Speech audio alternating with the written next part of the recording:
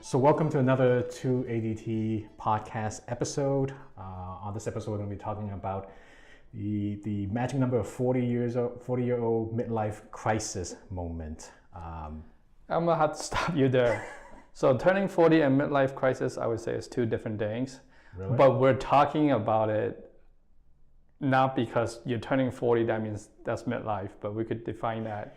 The reason I bring it up, because the American, aspect is everybody believes 40 is midlife crisis. That's when you run into the midlife crisis. That's not necessarily true for Chinese people, but in the U.S., that's very well, expected that when you hit 40, you start to feel that midlife crisis, and you have to, redo your whole personality and whatnot. I disagree, but let's kick off the episode. Welcome our listeners, and talk about turning 40, and on a side topic we talk about midlife crisis. So you, Andrew, you and I, obviously we are over 40. We're in our early. So when you say over 40, it makes us sound like mid 40s or late 40s. We're not. We barely hit 40. Let's make that clear to everybody who's listening. Having recently turned 40, there you go. Both you and I think it's fair that we could, since we live on this earth for 40 years, make an assessment of where we are, right? So how do you assess turning 40? Myself, for turning 40 actually didn't hit me that hard. What really hit me hard was actually noticing how old my nieces and nephews were. Because the reason being that when I was their age, when I was in grade school and heading into junior high, so 6th, 7th grade, I specifically remember myself looking to my parents and thinking, wow, we're so different. I'm just a kid and running around doing what I want. They had to work. They had to teach us things. They basically ran from one country to another trying to make a better life, and now they're passing that knowledge back on to me, and it's my job as a kid to learn as much as I can. And then when I had nieces and nephews who hit that age, 6th grade, 7th grade, a couple of them are at that age now, and I look to them and I think, I'm at that age where I thought of my parents as adults, but I don't really feel any different in that my personality, my likes and dislikes haven't changed all that much ever since I was that age. Ever since I was that kid up to now, I still like the same things pretty much. My personality is pretty much still the same. So let me ask you, what makes you have that realization? Is it you one day realizing you have to pass on certain knowledge to your nephew and nieces, or is it at the point when they suddenly raise a question that would have been a question, or that would be a question that you'd be asking when you were at their age? It's that they're starting to ask. They were once they hit that age, they start to have more questions to ask, not just about academic questions, but life questions. It was especially, I remember a specific question my nephew asked me. He's in the 5th grade probably. Okay. He asked me, is God real? Because in school they were starting to read the Bible as part of the curriculum, the studies, the stories of Jesus Christ and all that. And he asked me, is God real? And if it was an adult who asked me, I would have immediately said, no, man, of course not. That's just some junk it's a mythology they made up. But then because it's him, I didn't want to immediately shut it down, but I didn't want him to just believe it for no reason either. So I had to make this big roundabout explanation about how some people believe he's real, some people believe it's not. It's a religion, and what does religion mean? And it started this whole conversation. And eventually, midway through the conversation, I just said, "When you get older, I'll explain more."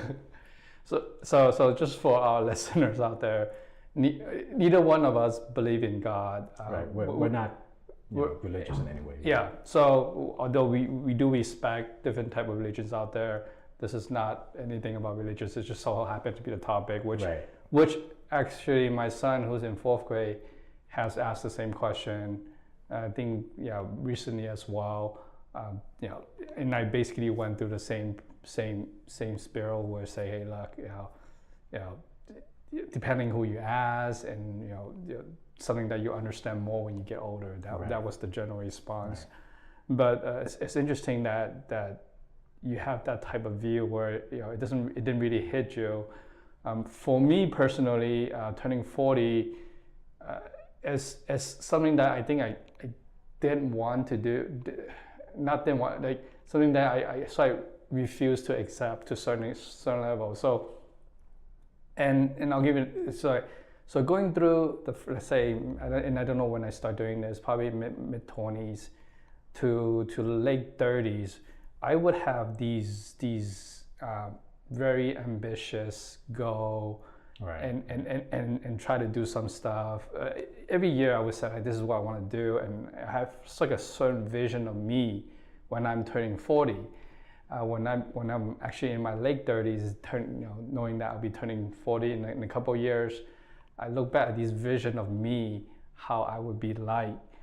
I'm nowhere close to how I envision myself to be at 40. So I become a bit numb, and I just put that aside and basically not really want to think about it. Now that I have passed 40, it's sort of I face reality, accepted the fact that, well, okay, I'm not going to be that 40-year-old that I thought I will be when I was 20. So I accept the fact of who I am today, right, and then just make it the best out of that. Going forward. And that's interesting. I mean, I think I feel the same way in that everything I envisioned kind of skewed out, right, and then didn't really follow the same path. But here's the question though. Did you notice that change, or notice that you weren't hitting whatever goals that you set? Was it because you kind of gave up along the way, or was it that reality is just so much different from what you thought? Here's what I mean by that, right? Here's an example. Something very simple. When I was in high school, like beginning of high school, and I was looking forward to getting my license and getting a car, my number one thought when I wanted to get a car was to get a Jeep. Because I saw myself getting into the Jeep and just going everywhere, traveling, driving up to the hills, driving up to mountains, down to the beach, and just having a lot of fun in that vehicle. And to me, that was what I wanted to do during my later years after I get my license. In reality, eventually when I actually got my license and drove a car, and I bought a car, right. I remember you had a sedan. Yeah. It was a sedan. It was a 4-door sedan, very practical Camry sedan. Yep. Right? To drive around just to go to work for part-time jobs, or go to interviews for classes in different universities. So, and when I bought the car, I didn't even think back to when I wanted a Jeep. It just was automatically, I have to choose a car to do something, and I just went the practical route and just chose that. It didn't even occur to me that my dream was to get a Jeep to have more fun. All right. And I think most of the decisions I've had since then are on the same way, where I didn't even think about, what I really wanted or what I wanted when I was younger. It was just, this is the practical choice, and I just chose it. Right, and I think that's probably built into our DNA, right? So how you're growing up with, it's like your environment sort of shaped you. Obviously, at that time, practicality is probably more important. Right. Now, had let's say your parents been, a billionaire, you might think differently. Right? Maybe I would have chosen something different. Right. I would have taken more seriously the things I chose or wanted to choose when I was younger. Right. Yeah. So, and I think we were I went off tangent there. Maybe that's a good topic on growing up the expectation. But I do remember turning 40. Time passed really fast. Especially the from the 30 to the 40, that 10-year gap passed, at least for me, really fast. And I find that, and also because I'm busy with family and work and everything, but things went, if I would think about my life, look back, I would remember more about my childhood, teenager years that we spent together, years maybe in college, maybe the first, second year of my career, but that's it. It's just obviously getting married, having kids. That's a big part of it. But majority of it was the point up to me going to work. There's mostly it's a lump, right? It's right. all been lumped together. I feel the same way. There was just a portion of time, especially in your beginning 30s, when you start your career. But then once you start your career, everything is related to that job. Yes. Right? Yes. Going in and out, your travels are related to that job. The people you meet is for that job. Everything you do, we in our careers, we bring our work home too. So it doesn't stop. I blame on today's technology. I think we're going off tangent again, but I really think that we are in today's technology, we're overworked and we don't have a good work-life balance. And that's the thing. There is no work-life balance. There was none. At least I think for in your industry there was none, and in what I do there was none. So I think that's the problem, is when everything was just centered around your job for those years in the 30s, it just blurs. You don't remember it because it's all the same thing you're doing for work, nothing new. I was reading this article a while back that one of the reasons that time seems to flow faster as we get older is because there are no new activities. When we're young, everything's new, so everything makes a memory, everything makes an impression. Versus when you work, you go in, clock in, do whatever you don't want to do, then clock out. It's the same thing every day. I mean, the task itself might change, but you're doing work for like a good 10 years. So you're saying our conscious mind just automatically shut that off. It's not important. It's something that's very monotonous, routine, not important. Yeah, our memory there's no point in creating new memories for that because it's the same crap every day. So you just do that over and over again. So as that's one of the main reasons it blurs out and we don't remember specifics about our So are you saying between my 30 and 40, I'm doing very boring stuff? Yes. And I think that's true for me and for most people, which is why suddenly, getting that midlife crisis thing, you hit 40 and you realize the past 10 years has been a blur. You realize there's been nothing you remember or that is important. And so you suddenly panic and it's like, oh my God, what have I been doing the past 20 years? And then you go out, buy a new car, a nice watch. And you just mix something of that. Okay, so when you realize, oh my gosh, I'm turning 40, half my life is gone. Do you rethink about your life plan? Do we set goal? Do we reset, or do we just go out and do something crazy? I think that's the knee-jerk reaction everybody has, which is why in the US everybody thinks it's a midlife crisis, because your reaction is, oh, I need to completely change my life around. I think as far as I'm concerned though, I think my reaction not is so much completely change my life around, but look back to what I really wanted when I was younger. Is this when I was younger? What am I doing? The kind of am I having the career I wanted when I was younger? Am I wearing the clothes or meeting the people or driving the car I wanted when I was younger? And I just think back and make that comparison and think I'm not, and maybe I should be. So it's that whole. So you're questioning yourself, you're doubting yourself, right? And so much of it is true for me too, because I think both of us when we're young, I feel like maybe especially for me, I feel like I am the bomb, right? Yeah. I walk in the room, even though not in a show off manner, but I walk in the room, I am, if not the smartest guy. I know I'm not the smartest guy, but I'm a meaningful person. I have meaningful value to whatever's happening around me, and I think very highly of me, and they expect a lot of me. So growing up, just I have this vision, like I said earlier, of me being a certain spot. I don't necessarily know exactly what I am, but it would be something that's important, right? And now that you realize, at that point you're not. And that's all. I think part of the issue as well. We always, because when we're young, we look at it. Everything is an opportunity. I can do that. I can learn this. I can do this, and we try to do that. Here, the issue is, I think when we think like that, there's no concrete plan.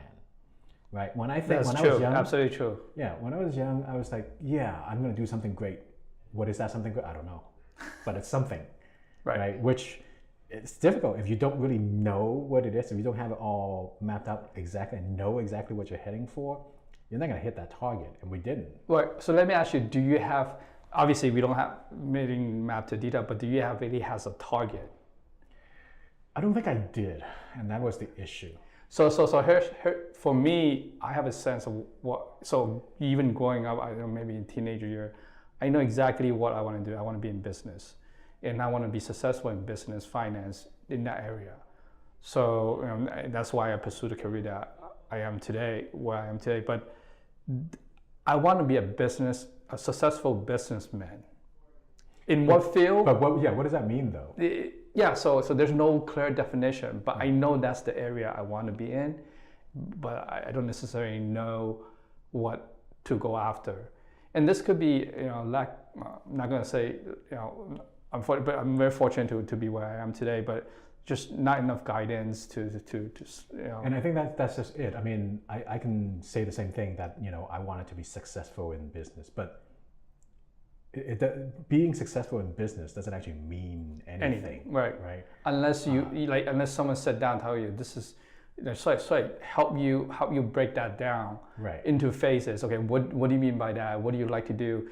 Here are the areas, and so I provide some guidance where you could just go after, and instead of trying to, me obviously landing my first job at a big accounting firm is great, but I have no clue. I didn't know, that's, things would turn out the way it is. It just a good firm to go into. Everyone wants to go after it, and I happen to be lucky enough to land to it.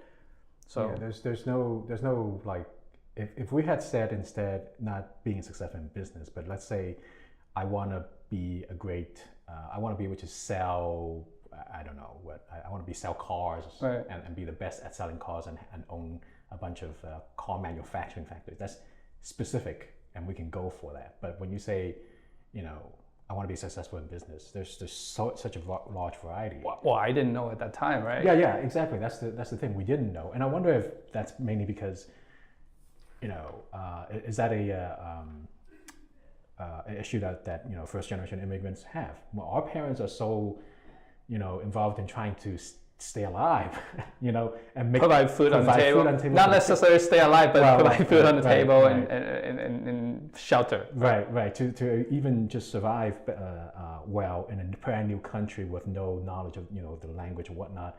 So they're not able to give us any guidance.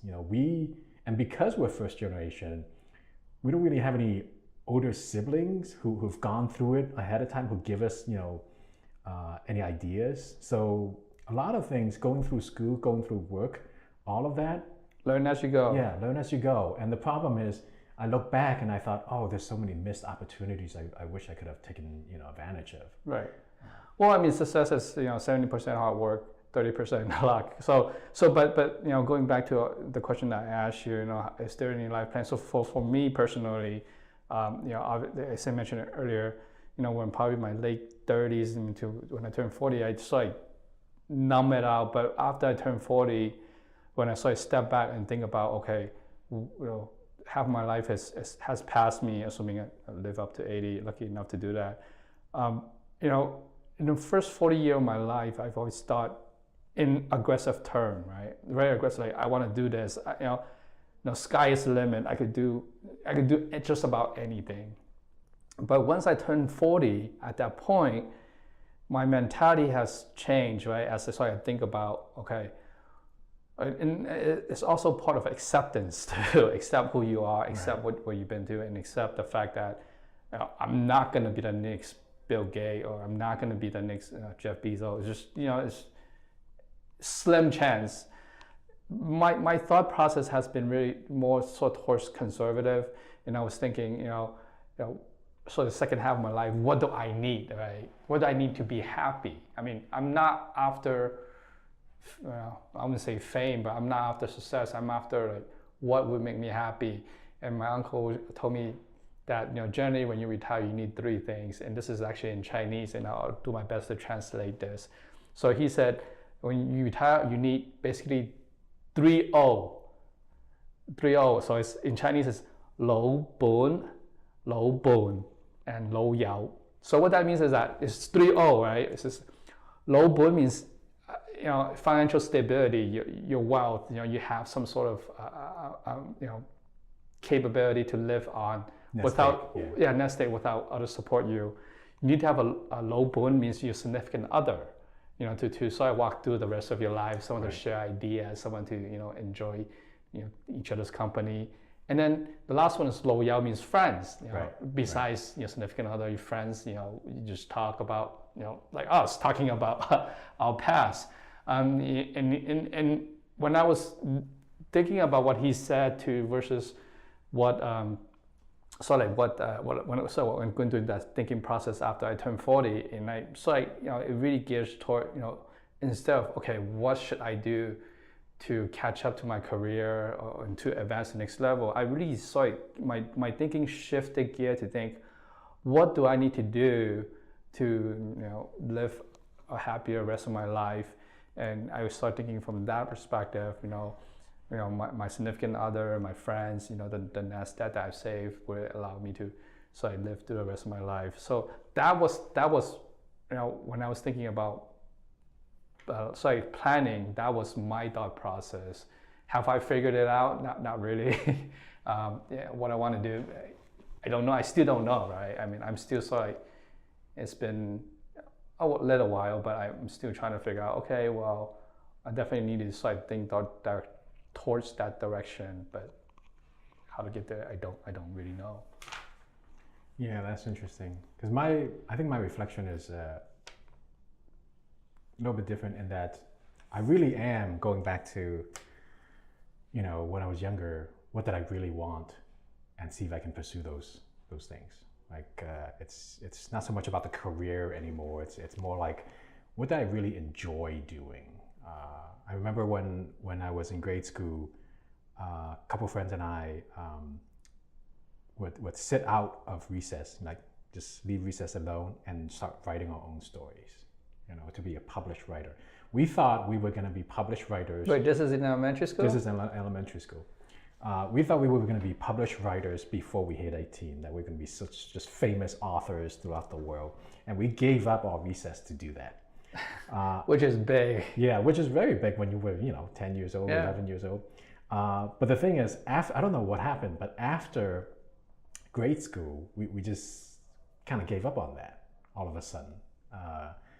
I don't know if it's because we realized we weren't as good writers as we thought, or maybe we thought, we heard too many stories about starving artists and most writers don't make it, and you're not going to make much money, so you need to pick something that's more practical.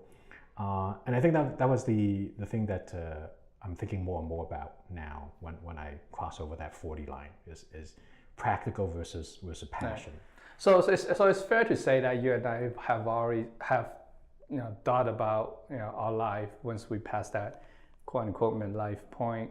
How about worries? I mean, do you see yourself now that whether we come to realization about accepting who we are, where we are in life, do you see different type of worries, different type of challenge that you didn't think was, wow, there's no way I'll be in that position, or there's no way I'll be worrying about that? Yeah, absolutely, right? Especially for me, you know this, but most of our listeners don't know this. But I have major health issues, right now. Which if you look at him, you see him as a normal person. But right. One of the problems is visually, I'm fine. I look like a normal 40-year-old guy. I even look younger than 40. I think you look slimmer than I know you a couple years back. But I'm actually on dialysis. Kidney issues. So I go to dialysis like 3 times a week. Just to clarify, you don't smoke. No. I don't smoke. I don't even drink. Yeah. I've never even had a drink in my life. You know this, Derrick. I don't drink alcohol. I don't smoke anything. Party pooper. Okay. And yet I ended up with kidney issues. So obviously when I was younger, did I anticipate my health would be so bad? No way. I think health was actually one of the things I didn't worry about growing up, because both my parents didn't really have much, issues at all. My grandmother's still alive and kicking. My grandfather died, in his probably 70s. But again, I didn't expect any health issues. I've always felt pretty healthy, no real symptoms, nothing going on. But then, boom, when was it?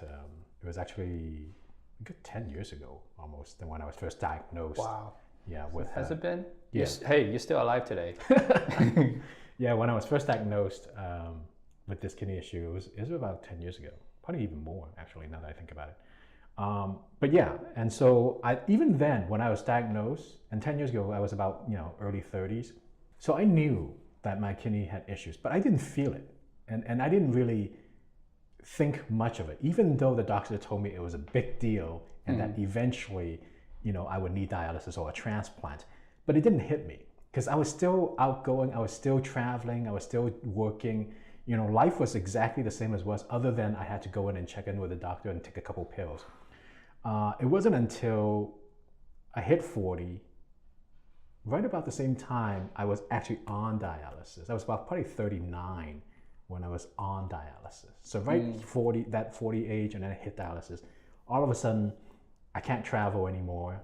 I get tired extremely easily, and I'm always worried if I eat something wrong. I'm always continually worried that something else is going to happen.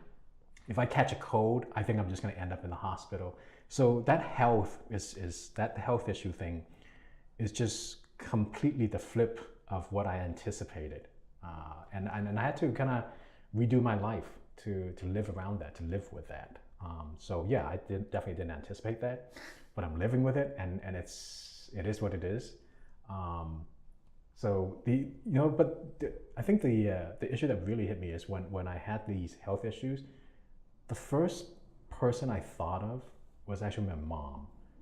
I was actually starting to be concerned that if I'm barely 40 and I'm having all these health issues, I wonder if she's actually okay and maybe she has something that she has to deal with. I check in with her, obviously, and make sure her health is fine, and she's fine, for technically healthier than you. Technically very healthy compared to me, but it makes me wonder, about the health of not just my parents now, but also my siblings. And then I look towards my nieces and nephews, and I get worried about them. So I think the worry has shifted. When I was young, most of the focus is on myself. What's my goal in life? What am I going to do? What's my health in life? And everything's just me.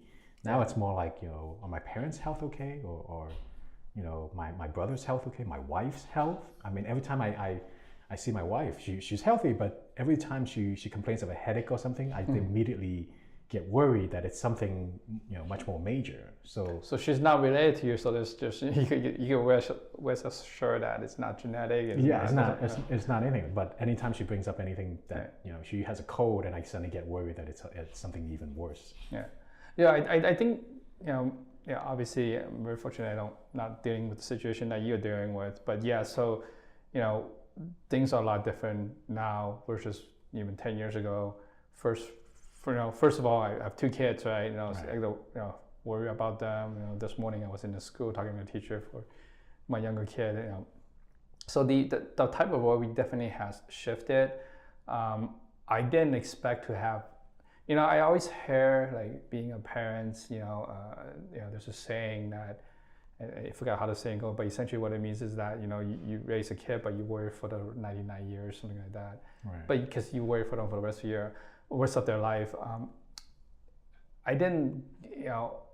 I know that would be a process I go through, but now having been real parents, I now realize that yes, it is something that you think about constantly, and that was the biggest difference. That I didn't think about when I was younger, which is much like you, I was what do I do? What would get me to the next step, or how I would, or find the prettiest girl, the girl that I would have fun with, right. Or a career, or something, hang out the best spot, find a good spot, hang out with friends. or not being able to do that is a worry for me. Versus now, I feel like the worries that I had when I was in 20 are so meaningless compared to today. Because I think to a certain extent, the worries that I had back at the time, you could somewhat control it. Right. Okay, well, you can have fun here, you can have fun there. But today's worry, you can't really control. It's not something that's solvable. It's not something that money could solve or certain things could substitute to it. Like when my parents' health are deteriorating, and it's something that's really out of your control. That is just part of being aging, part of getting old. How your kids interact, and if your kids are great kids, great. If your kids are having issues, I have 2 kids. I always say it's opposite spectrum. One is a pretty good kid. One is a kid that gives me a lot of headache. So that type of worry is you do your best to mitigate it, but it's another level is not controllable to it, from what I think. And I think that type of worry is constant, and it will be there till I die. Yeah, exactly. So versus our 20s, hey, you worry about the job, either you get that promotion or you don't, and if you don't, you just try another route. Yeah, and now thinking back at it, it's not a big deal. Yeah, exactly. Like I remember, I don't know if you remember, I had a short relationship with a girl. I remember. Okay, dude. So it was probably, I think, second one or the third relationship, and I do not know why, but looking back at it, I feel like, at that time, I feel like it's the end of the world, right? That was not my first relationship. It was like a second one, maybe somewhat of a rebound.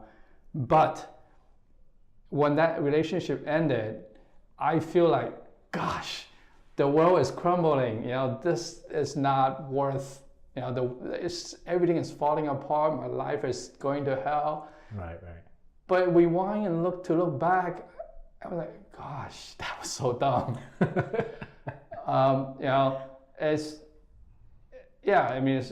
It doesn't mean anything. It was just like different personality. It's not meant to be. It's just Yeah, it's just like the impact is so much less when you think back about it, and everything else seems much more important. And I wonder about that. I wonder if by the time we reach 80, if we reach 80, will we think back to all the worries we have now, and wonder, are we being overly dramatic now? Will things change?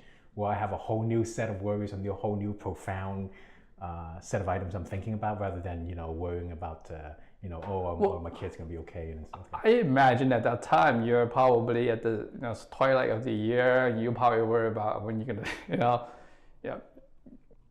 I guess like die and that's the question though. It's right? Like, do your worries change every decade or so, and then eventually you reach a point where you think all the previous worry, or we're at this point where you're at your 40s and these same worries will carry through until you're 80 or 100? Probably not likely. I mean, I guess I would say no. I think we're all like in the next decade we'll have a new set of worries, and I think today's worries, some will carry till that time, like worrying about your loved ones. I think that that'll stick with us forever. Exactly, and I don't think that would go away. And I think when we're younger, we don't have that.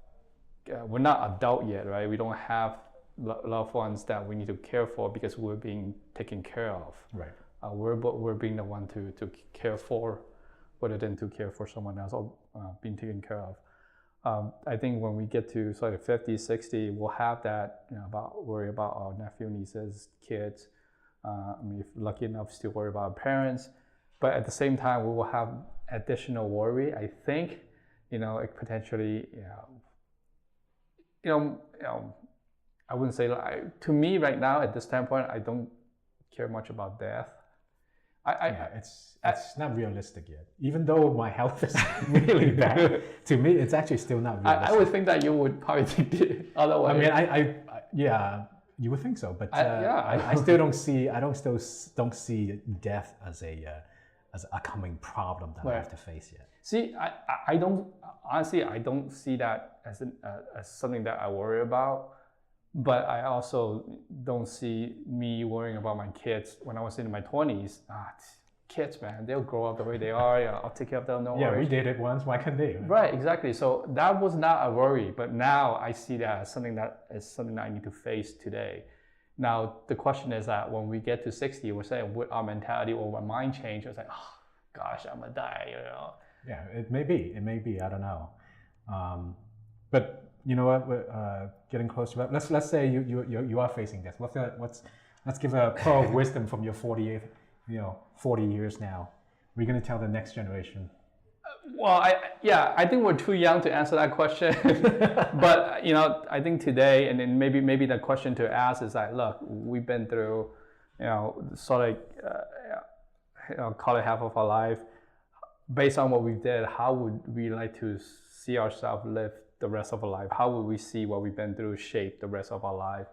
I think that's a more fair question. And I think from that standpoint, I would say that, and I started looking at this, going back to what I said earlier, try ways that I could be, happy and be active, right? I started thinking about retirement. So when I retire, what do I want to do? And I know we're going to talk about retirement probably in a separate episode, but I think what I want to do is I obviously there's just many aspects, right? And a big part of it today is my career. I spend a lot of time at work. Not necessarily. I mean, I like work, but that's actually not my passion. Right. Right. So what I like to do, obviously, family is a big part of my life. Family will stay the way it is, and I like to sort of nourish that and grow that. But I also like to sort of minimize the career and grow the passion side of my life. Yeah. Really, because in part of accepting life and accepting who I am, I sort of accepted the fact that, believe it or not, my career sort of hit a certain plateau. Unless something happened, unless I make some change, or unless, don't get me wrong, I still take my work very seriously and do, do what I can, do more than what I need to do. But there's a certain point as anybody's career where you feel like maybe this is plateau, you need to do something else sort of to elevate to the next level. Opportunity may come, may not come, whatever the case is. I'm not going to try so hard to advance that part of my life.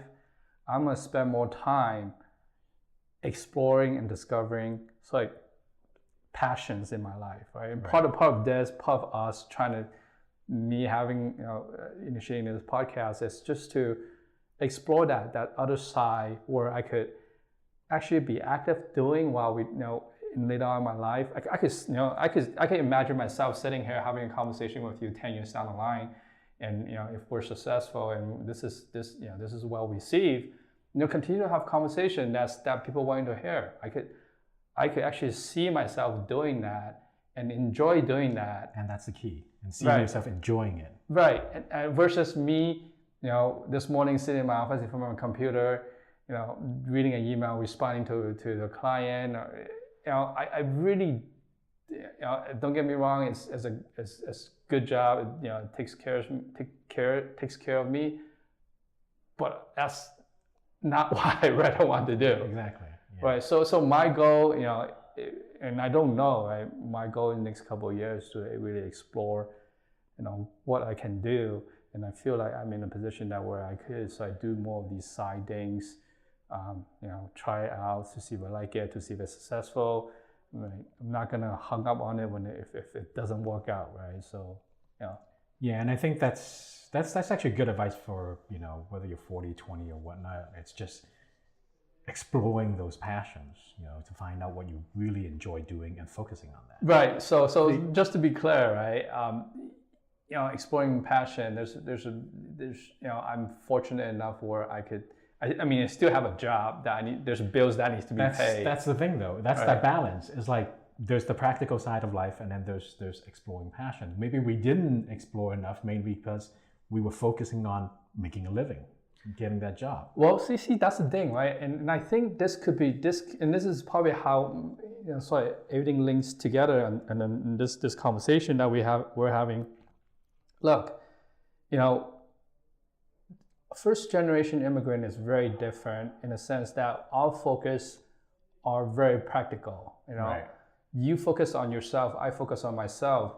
But at the end of the day, we're focused on how to make the best of ourselves so we are positioned to provide for our loved one. To a certain extent, I think we are, thinking about that, right? You're trying to be an author, make a lot of money, so you could provide financial stability. I want to become a successful business person. Definitely from that perspective, where I could provide some sort of financial stability around people around me. Because we both see the challenges that our parents has been through, and we definitely don't want to go through that for the next generation. Right. So for first generation immigrant, I think we're more practical from that standpoint. If we look at my son and your nephew and nieces, they're probably they don't discovering, have that. right? Yeah, they're trying all sorts of things, and I think it's a good thing. They're taking more interest in different areas. I mean, they're taking art classes, they're taking, this is outside of school, they're taking art classes, they're taking music classes, they're taking writing and speaking, robotics, and, just to explore everything that they possibly could. And I want them to explore that, and I'm glad that they're exploring it. And maybe that's the sacrifice first generation makes, that we're stuck with the practical side first.